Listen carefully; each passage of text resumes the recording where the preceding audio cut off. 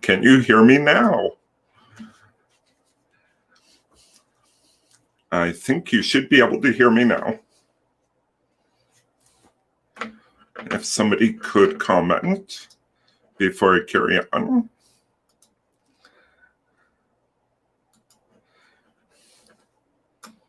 Well, I'm going to carry on rather than have too much dead space here. Let me know if you're hearing this through the comments, please. Yes, there we go. Thank you, Jose. And thank you, Mark. And thank you, everybody, for letting me know. Awesome. So future of work, and we've been in this pandemic, and we're seeing that light at the end of the tunnel here. And a lot of people are talking about things like the hybrid working model or the hybrid teams or whatever. Now, I'll admit hybrid is starting to feel like a buzzword, but let's go to the definition of what hybrid means. It means to be formed or composed of heterogeneous components, right? So we're bringing together components, the ways we used to work, the ways we used to interact, whatever it is, we're bringing together these components to find a new way forward. So here's what I believe is that for teams should be an ongoing discussion. If they're not having a discussion on an ongoing basis, then as the world around them changes, it could create problems within the team. So when I say it should be an ongoing thing, I don't think this is something new. I think this is something that for good teams, they do it on a regular basis. They have these kinds of discussions. So we're just being forced by the pandemic to take a real hard look at what's in front of us. What's the future of work going to look like? Now, I've been doing a lot of reading about teams and workplaces and, how to design going forward. And there's a spectrum to answers out there. And everybody has a different way to frame it and a different way to talk about it. But really, it's a spectrum that ranges from our teams are going to be fully remote, or people are going to be fully remote, to our teams are going to be fully back in the office. No right or wrong answer. It's just a spectrum of answers. Now, in my discussions and work with leaders and also in my reading, I'm seeing a number of challenges that seem to come up quite frequently. Now, these aren't the comprehensive list of challenges. I believe that the list would be quite extensive. We could have a whole live broadcast just about that. So first of all, the one I keep seeing is about company culture. Leaders are worried that if their people don't come back largely full-time into the office, that it could change company culture. Well, here's the thing, company culture is how work gets done. It is not something you can create or form directly. It's the thing you can observe about how work actually gets done. So your culture is changing constantly. It always has, it always will. If you try to hold on to the status quo, it's going to create problems. The second challenge leaders are facing is feeling disconnected from the team, right? It's been hard enough during the pandemic when they were forced to have to let their people to work from home. But now the prospect is there that that's going to be an ongoing thing. I can't see my people. I can't communicate as easily with them. I can't walk over and see what's happening. Whatever it is, leaders are feeling disconnected from their teams, and they're worried about that going forward, right? Here's the light at the end of the tunnel, and they're talking about letting that continue. Your customers. I really had to rack my brain on this one, and customers are kind of, they're there. You've been serving them. I know that because you're still in business. You've been serving them. And here the idea of going to a hybrid kind of working arrangement might be creating concerns about customers. Take a look at what got you here, right? That'll help you with the obvious exception, of course, is face-to-face interactions, now that those things are starting to happen again too. And then finally, we can't forget the employees. And the most common fear I'm seeing there, the most common challenge, is the fear of not being seen or heard, right? So if I don't have FaceTime with the manager, I'm not going to be recognized. If I don't show up in the office, people aren't going to hear my voice. How am I going to contribute? Whatever it is, the fear of not being seen or heard.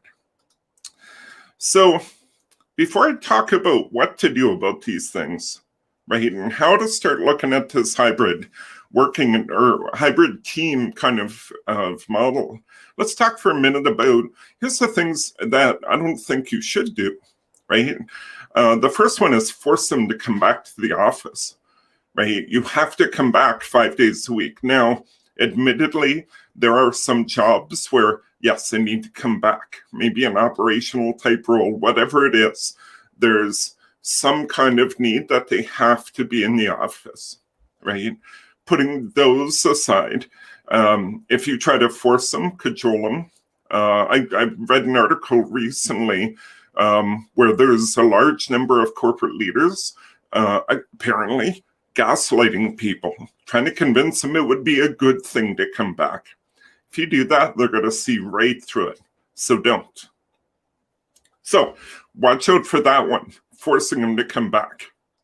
Assume the way it used to be is still the right way for things to be done, right? Maybe you used to have an environment where working from home was not encouraged. Maybe it wasn't even allowed, with exceptions, of course. And suddenly over the last year and a half, you've discovered a different way to work. So don't assume what was is the right thing, right? Finally, don't assume this is going to go smoothly. We're in a different game right now. None of us have lived through a pandemic. I'm going to dare say, go on a limb here, probably anybody watching this video wasn't around in 1918 for the Spanish flu pandemic. And in having this new environment, the conditions are different, right? We don't know exactly what's in front of us. We don't know how people are going to respond. We don't know the impact of people moving further away from the city, because lots of people have, right? There's a lot of things, a lot of variables at play here. So don't fall into the trap of thinking, oh, we can plan this perfectly and have a smooth transition post-pandemic. It's just not possible. So what do you do about this? Three things. First off, involve the team. Get into conversation with the team about everything. Doesn't mean they get to set all the rules and they get to do anything they want. That's not what I'm saying. But involve the team in the discussion and the decision-making process. If you don't do that, you run the risk of creating a plan that the team won't support, right? And the impact of that could be people leaving. So, for example, I recently talked about this in a live video where they say the Great Resignation is upon us. 25 to 40% of the people out there are thinking about leaving their job in 2021. So if you don't involve them, you run the risk that some of your best people could leave you. So involve them, hold them in conversation, have them help lead through this. So that's the first thing, involve the team. The second thing is give the team space and time to be in conversation with each other, to reform who they are as a team. And there's three things needed for that. Why are they a team? They need alignment. They need to know what's in it for them individually. In other words, the team has to know what everybody else is looking for to be a part of this team. Guaranteed, that's changed, right?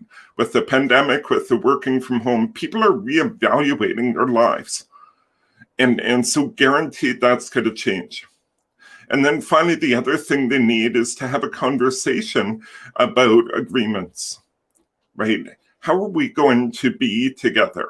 So they might have been together for a very long time, but the context keeps changing. And no matter what your hybrid model looks like, fully at home, fully back in the office, or anywhere in between, they need to reform their agreements. How are they going to work together?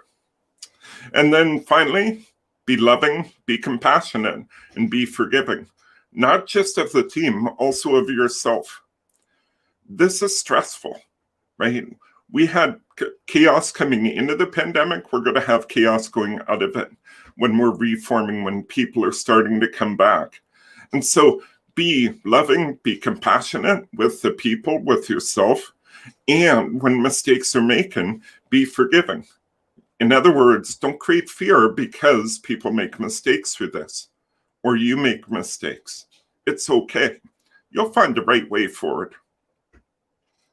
So if that right there kind of captured you, go to leadingforchange.ca, and you're going to find I have a course coming up in September called Flawless Team Building. It's a 3-day workshop called Flawless Team Building, and it's all about how do we do that. And here's the thing, this is not a one-time activity.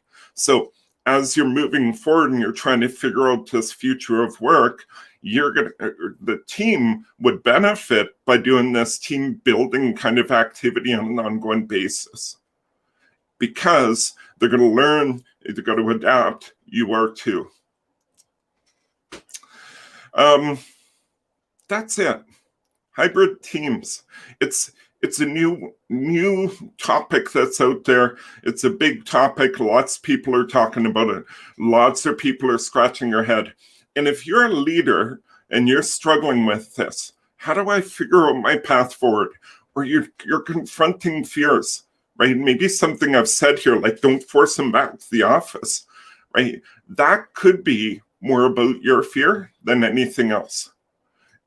If you're one of those leaders who's having to figure this out, I have an offer for you, which is a free 30-minute leadership strategy session where we'll get together and we'll talk about what is it you're trying to figure out and what has you stuck, and help you find a path forward through it.